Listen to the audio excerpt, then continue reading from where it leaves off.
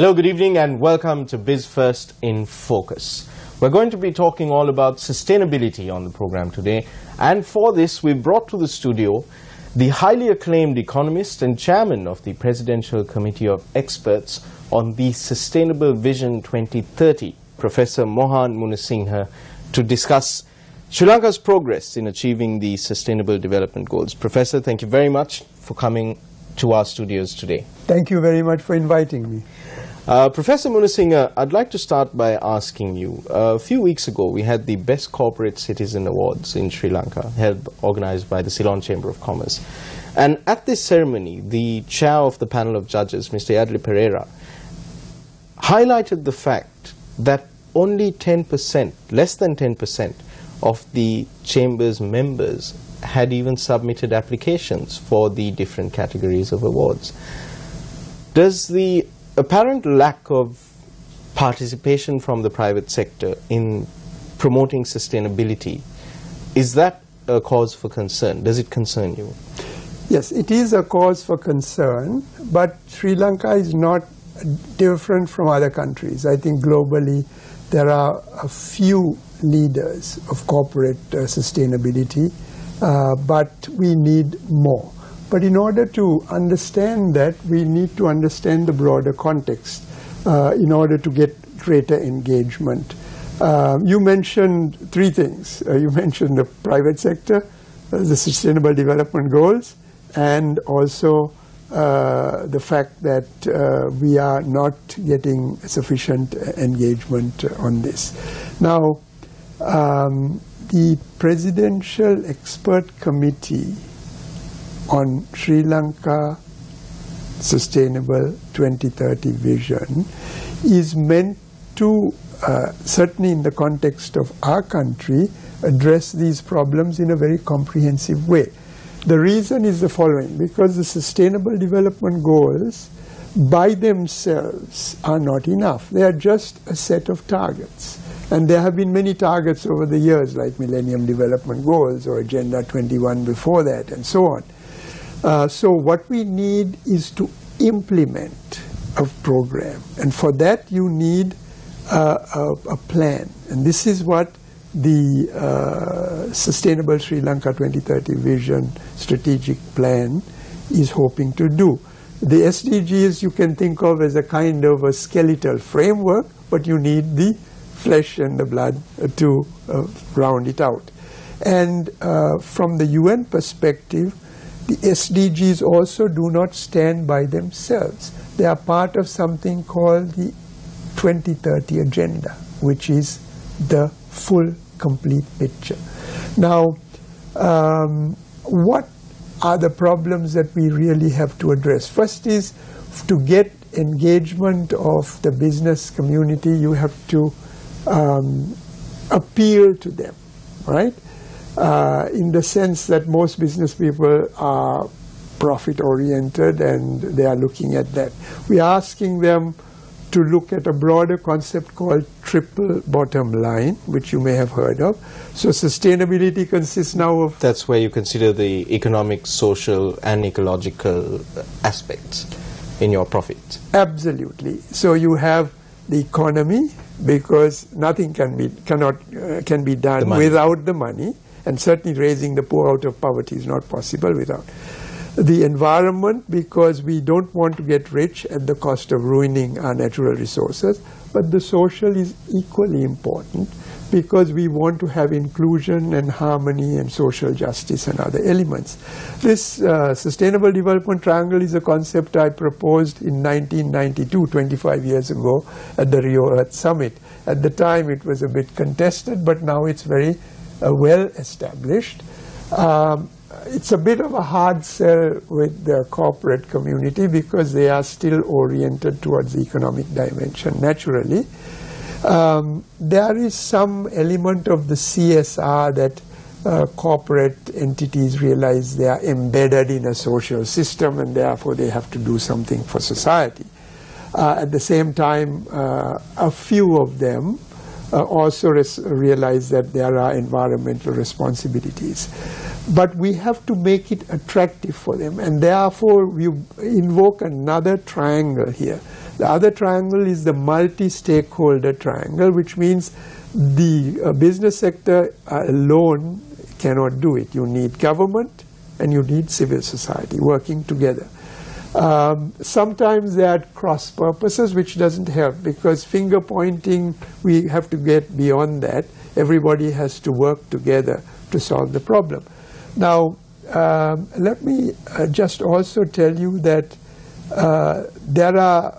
I have proposed a framework since the 1990s called the Green Growth Path, which was a win-win solution for the business community. The essence of that is, when you produce, use less natural resources.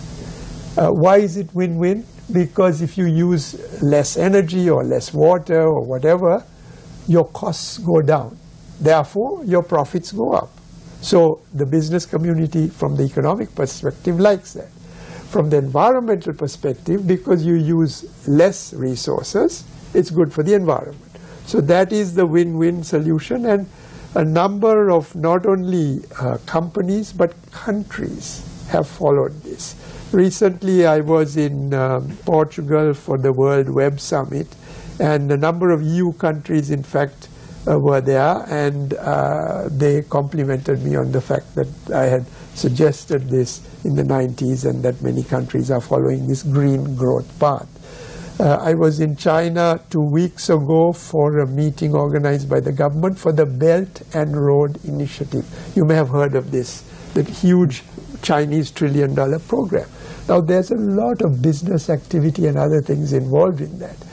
If you can green that initiative, but to do that is the answer, is the question you posed. How do you get the corporates engaged? Again, there is a process of green growth which offers win-win solutions. And the last point is, I was in Korea last week, coinciding with the state visit of His Excellency the President. Again, Korea is following a green growth path for the last 15 years. So, and it has been successful. It has. Korean companies are among the greenest since the 1990s. Now, they asked me on this visit because they asked me to address their National Assembly because a number of their parliamentarians were asking what is the next step.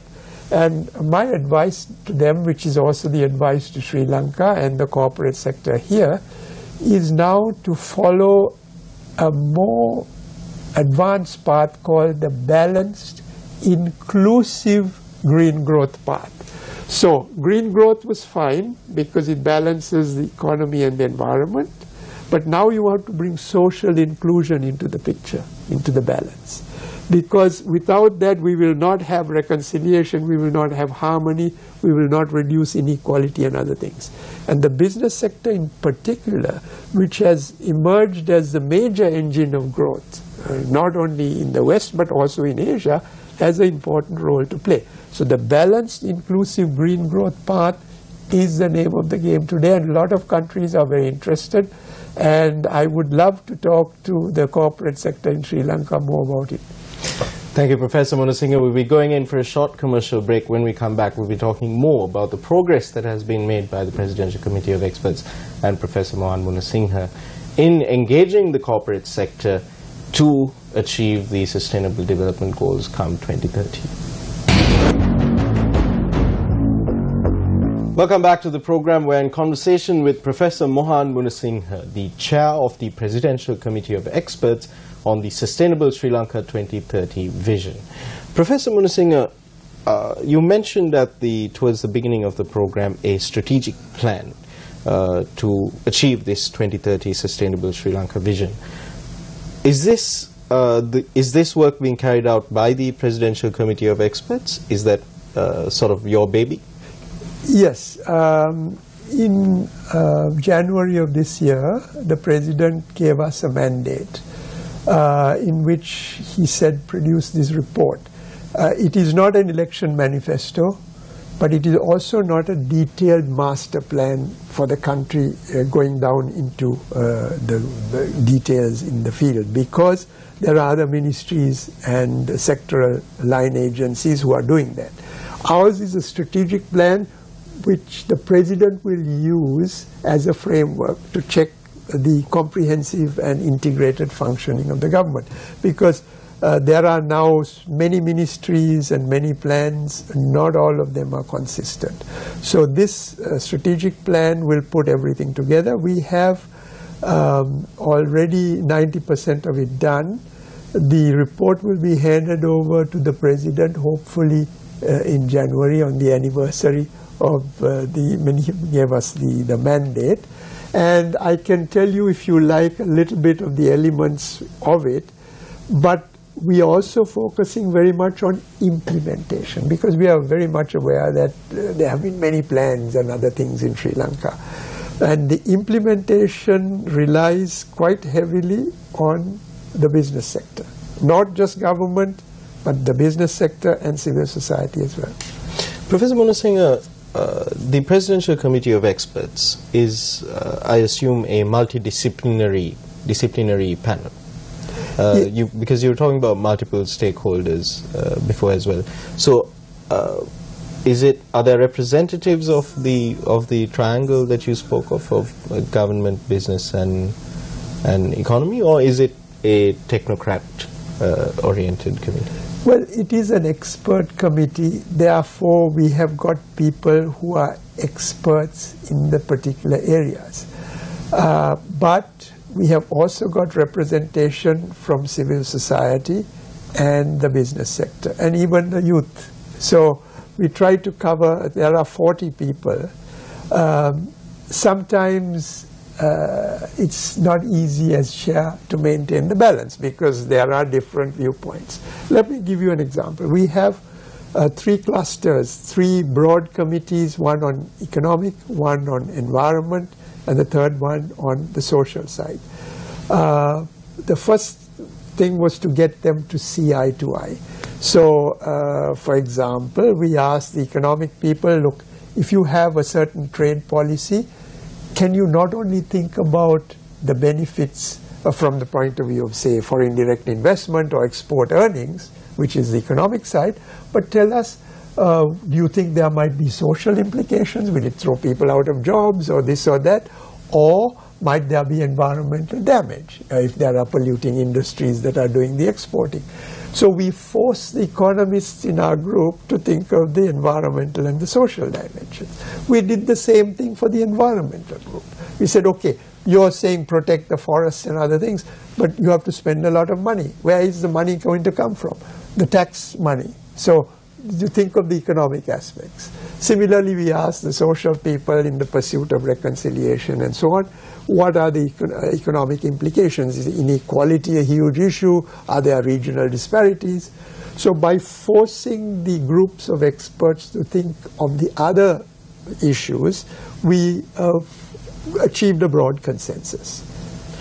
Professor Munasinghe, so you're hoping to submit the report on the anniversary of when the mandate was presented to you in January this year, so January next year, which is a month away.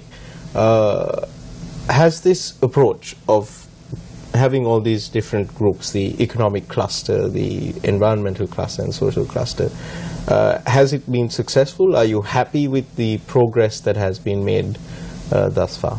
Yes, because it doesn't stop with the 3 clusters. We have all the major sectors represented. For example, the agricultural and food expert and his team, because it's not just one person but a whole team of people. Their team have to focus not only on production of food but possible future impacts of climate change, droughts, and other things which might affect food production in the future, and the social and economic and other implications of that. We have a team looking at the energy aspect, which is very sensitive, transport, urban, and so on. So all of them have to interact with each other. For example, the urban development strategy has to take into account the energy mix. and vice versa. And the transport has to get linked in. There is that comprehensiveness, the interlinkages of the sectors, and then there are a set of cross-cutting themes, because everything doesn't fall into agriculture or industry or energy. For example, gender issues, right? Reconciliation, which is a very important issue. All of these issues there are a set of cross-cutting issues. So under reconciliation, we look at what reconciliation means in terms of the economic side, the inequalities, the environmental issues, and so on. Gender issues, similarly. So it's difficult to explain, but it is very complex. And we have, over the course of the year, managed to get the three clusters, economy, environment, and society, to achieve a broad consensus, plugged in the sectors like health and education and energy and all that, and then also the cross-cutting issues. So this has been a very comprehensive, almost all-encompassing project, and I'm sure that this will be reflected in the report that you submit to the President in January as well. However, there is a broadly held notion among the public that politicians prefer short-term, quick-fix solutions that will pander to the electorate. Are you concerned that the report, which will be submitted to the President, will not be implemented? Because as you mentioned earlier on in the program, implementation by the government is a serious problem. Yes. You mentioned the word implementation. Let me take that first. We are acutely aware, as I said earlier, that many plans have been made, but few have been implemented successfully. So, to stress again, we have a section dealing with implementation, and where we highlight also past failures. A lot of it has to do with the political interference and the quick changing by politicians of well thought out plans which are subject to ad hoc changes. And then finally the plan fails, not because the plan was flawed, but because so many changes were made. So that kind of thing is addressed, but it cannot be avoided in the sense that all politicians are geared to a shorter term electoral cycle. But what we are trying to do is to segment our solutions in terms of three snapshots. What do we want to achieve by 2020, right? So that is reasonably short term, and then we say do this. For example, under economic, managing the debt crisis is very important. And there are various solutions which of course the government has already identified, but we reinforce that. By 2020, that is a priority. Then 2025, which is a medium term, and then 2030.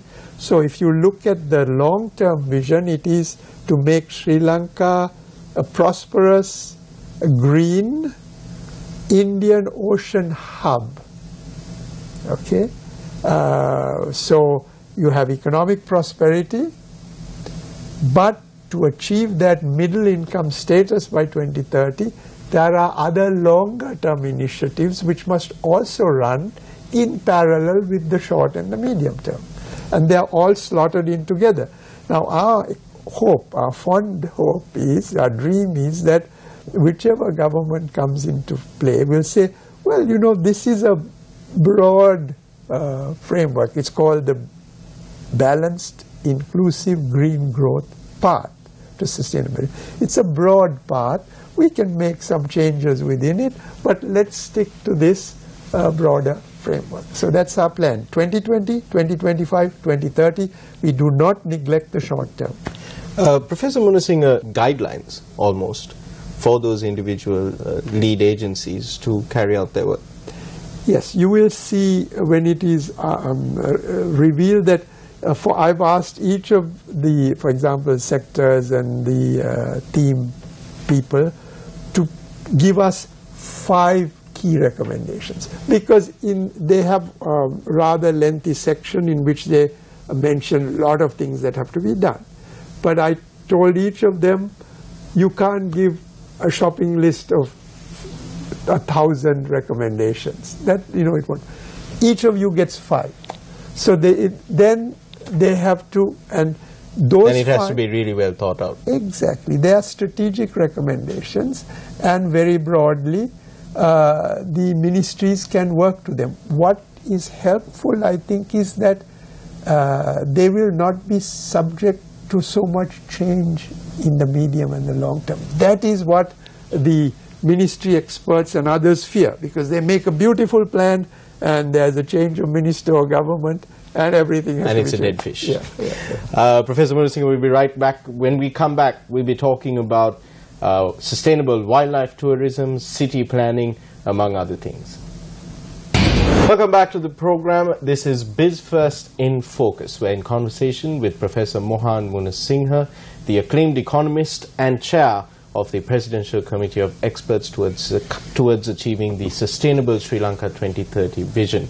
We've been talking about a number of issues, from the engagement of the corporate sector to the strategic plan that will be unveiled by the Presidential Committee of Experts, hopefully in January next year. Professor Munasinghe, I want to move on to some other areas as well. Right now, the entire country is in sorrow over the heinous killing of the iconic Gargamua tusker. But this is one incident.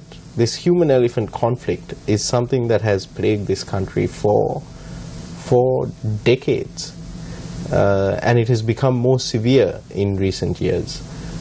We have seen all sorts of possible solutions being proposed, even outlandish solutions, or what people have considered outlandish solutions, like exporting elephants.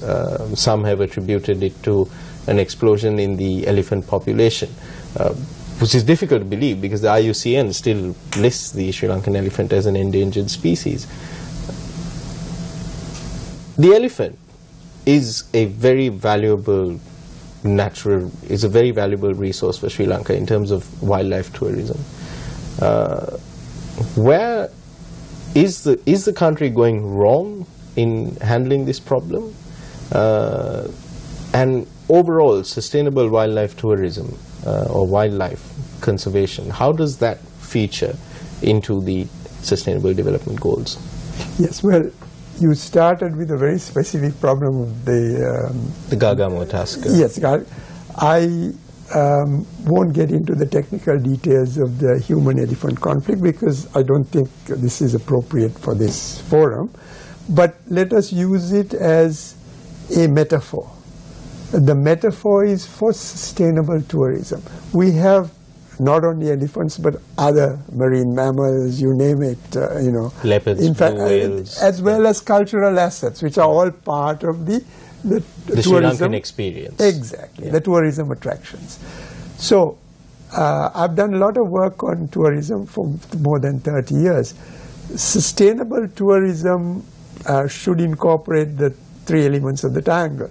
So certainly we want to earn money from it, but we do not want to exceed the carrying capacity of the resources, okay? Particularly the natural resources. So if we flood the place with tourists and we either scare away the wildlife or destroy the coral reefs, then you're destroying the basis for tourism. And the social side as well, because huge influx of foreign people can bring with them some undesirable elements. It could be pedophiles, it could be HIV, AIDS, so there are social consequences as well. Now, this implies that we should think of upmarket tourism as opposed to bulk tourism.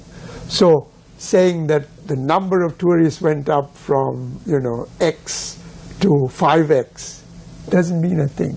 If these are tourists who hardly spend a few dollars and come and in their ignorance, break off coral reefs, the reefs, or destroy other natural habitats. We don't want that kind of tourism. Better to have a few tourists who are spending more money here and who are more educated about sustainability. And if you look at South Africa, I mean, I've been there many times, for example, to Kruger National Park. It's a model. It's a contrast to us here. For example, you go there, the first thing they give you is a 1-hour lecture on what you can do and what you should not be doing. We recently saw, you mentioned the Kruger National Park in South Africa. I'd like to highlight the example of Yala in Sri Lanka. There's a lot of controversy surrounding Yala, a lot of protest from the safari jeep drivers over the restriction of the number of rounds that they would get in Zone 1 of Yala. There was mixed messages coming from the political authorities. What was your take on the whole Yala controversy? I would say a question of balance. I mentioned the example of Kruger, but also other well-managed national parks internationally. They understand that this is a long-term resource. It's an old question of short versus long-term. Even the coral reefs. If we encourage over-exploitation of the reefs and we damage the reefs, then in a few years we won't have that asset. Similarly, if we have hundreds of jeeps pursuing a few leopards, it's okay for a few weeks, but after that the leopards will hide. Nobody will see anything. So I understand that people make a living, the tour operators and the guides and so on of this, so they are anxious to have access. But there must be an understanding of carrying capacity, and this can be done scientifically. So let us rely on the experts, the wildlife experts and others, to say, well, how many visits can they tolerate? How many jeeps should be allowed in this particular area of the game park in a particular, and you hand out permits. Now, there you can use pricing mechanisms. But obviously, if we have got used to the old system where anybody who had a Pajero, just put a few tourists in and drove in, that sort of unsystematic, unsupervised access perhaps is not conducive to the high density sustainable tourism that we want to sustain in the future. We have seen, you mentioned there is a scientific, it can be done through the scientific method, but so often, as a scientist, I'm sure you've encountered this in the past as well, scientific fact, or what is uncovered through scientific study and those methodologies, generally take a backseat to political compulsions. Are you worried that with Yala 2, this could be the case? This could be the fate of Yala? Yes, it could be the fate of many of our natural assets in the sense that the business community, we're coming back to their responsibilities. They have to understand, yes, it's okay to make a profit, but try to do good as well. Doing good means protecting the resource for future generations. So then they have to manage themselves, or at least not protest too much when the government makes a plan to protest. The political interference probably comes from the fact that a few business operators who are too avaricious, perhaps, bribe. So corruption, let's put that on the table. Corruption is the major killer of sustainability. Just one final thing before we have to go out. The Megapolis project is also something that is converting the entire Western province into this thriving sort of metropolis. There have been concerns that have been raised regarding whether, for example, is the Megapolis project an attempt to drive out urban poor? What's your very briefly? What's your how does the megapolis project factor into a sustainable Sri Lanka? Well, I won't comment specifically on the megapolis project because it is also written up in our report, and it's unfair to extract elements out of context. But I can tell you, I mean, I've worked with ICLE and sustainable cities, smart cities, green cities, global programs. In fact, I'm on the jury of the European Green Capital Award at the moment.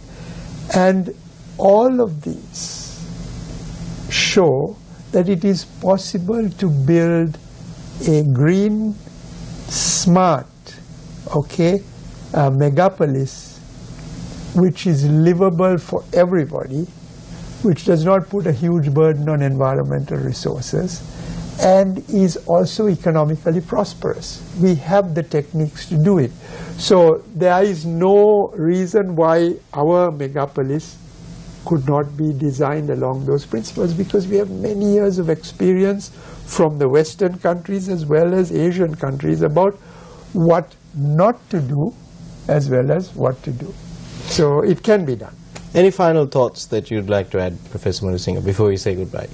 The final thought is this, that in our report, in all of the recommendations, we have two principles. One is leave no one behind. So there is a basic minimum, for example, food security or energy needs or water needs for every citizen in the world, in Sri Lanka, right? That is number one. But we also do not want to limit the aspirations. So at the high end, we also allow that we can be an upper middle income world leader. Let me give you an example. In the case of health, the focus is on primary care so that everybody gets basic health care. But that doesn't mean that we cannot have 3D printed hearts transplanted in Sri Lanka by 2030. These are the coming things. So basically, leave no one behind, provide the basic services to everybody, but also allow high-end aspirations so that the young people, the millennials and others who are coming of age by 2030 can realize their aspirations, because their aspirations are very different from ours. They are used to the social media and other aspects, the smartphone and other tools, and their aspirations, in fact, may be very different from us. So we should not limit them by imposing our dreams on them. Just make it possible for them to achieve their dreams. Professor Munasinghe, thank you very much for coming on Biz1st in Focus once again. I'm looking forward with great enthusiasm to reading the report of the Presidential Committee of Experts on Sustainable Sri Lanka Vision 2030, hopefully when it is published in January. And I hope that the implementation will be to your liking as well. Well, let me just add a very quick thing. It's not just going to be published in January. It is going to be put to the country, because we are having a 6-month campaign to take it to the people and to get feedback. Okay, so very participatory process. I hope that after the publishing of the report that we can have you back on the program to discuss where we go from there, the future. Thank you very much. I would like that. Thank you very much indeed. So that's Biz1st in Focus for tonight, the Sustainable Sri Lanka 2030. What are your thoughts? Don't forget to log into our website, www.newsfirst.lk, and tell us what you think. Good night and good luck.